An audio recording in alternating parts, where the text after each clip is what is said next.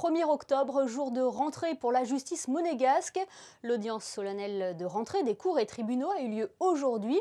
Comme vous pouvez le voir sur ces images, elle a été précédée de la messe du Saint-Esprit célébrée par l'archevêque de Monaco, Monseigneur David, en la cathédrale de Monaco et en présence de plusieurs personnalités monégasques. Après cette période de crise sanitaire, sur quelle base la justice monégasque repart?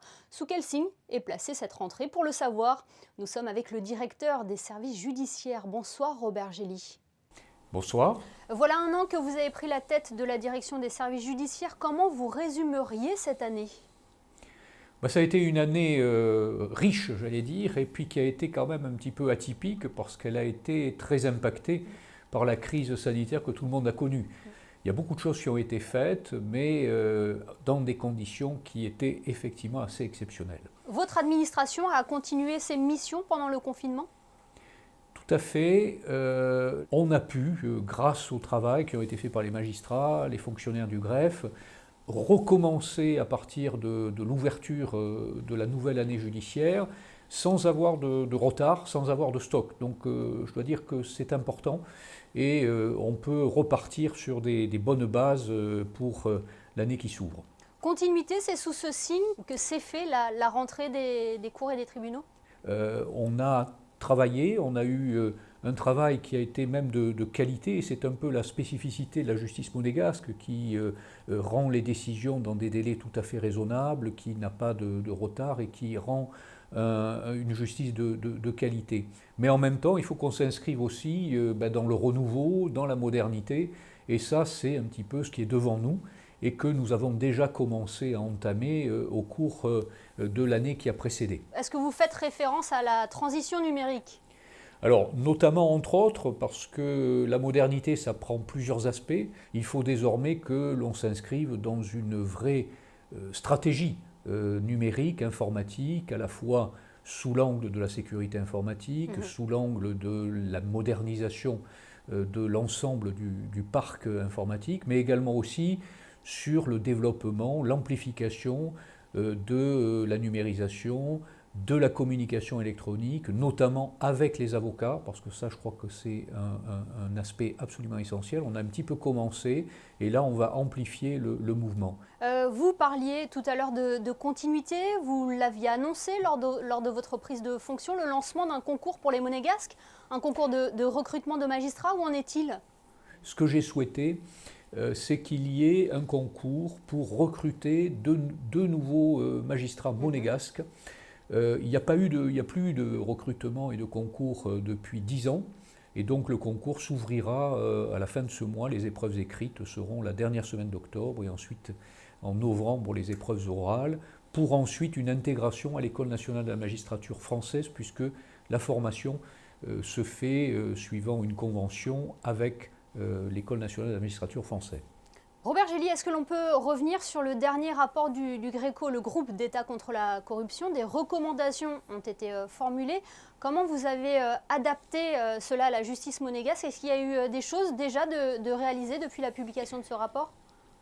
Il y a déjà eu des choses qui ont été faites depuis la publication de ce rapport, notamment des modifications législatives. Il y a 2 projets de loi qui ont été adoptés par le Conseil national, l'un qui renforce le rôle opérationnel du Haut Conseil de la magistrature, c'était une des recommandations du GRECO, et l'autre qui encadre les instructions que peut donner le directeur des services judiciaires que je suis au procureur général, au parquet général, en bien précisant que celles-ci ne peuvent être que des instructions positives, c'est-à-dire de poursuite.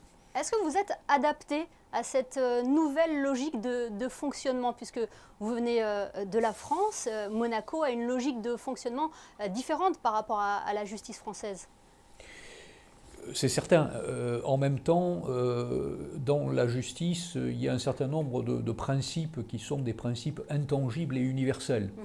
Le premier de ces principes, c'est l'indépendance de la justice. Et donc, en ma qualité de directeur des services judiciaires, secrétaire d'État à la justice, je dois garantir cette indépendance en lien bien entendu et sous l'autorité du prince. Donc on a ces principes fondamentaux. Les autres principes fondamentaux, c'est bien entendu le développement de tout ce qui permet d'améliorer aussi la qualité du travail de la justice, le contradictoire, la publicité aussi, parce que je crois qu'il faut faire savoir ce que la justice rend et fait, et l'audience de rentrée fait partie de cela, la communication aussi c'est important. Quand on rentre sur les spécificités, ben là, comme toute personne qui découvre, je fais preuve d'humilité et j'arrive humblement pour essayer de bien comprendre quelles sont ces spécificités et de m'adapter le plus possible avec les acquis que j'ai par ailleurs, l'expérience que j'ai pu connaître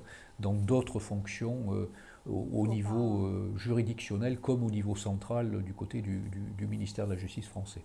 Un dernier mot, Robert Gély, sur cette récente visite du comité anti-torture du Conseil de l'Europe. Quelles ont été les observations réalisées? On a un vrai problème par rapport à la prison. La prison à Monaco, c'est pas vue sur mer 3 étoiles, ouais, contrairement à l'idée malheureusement reçue.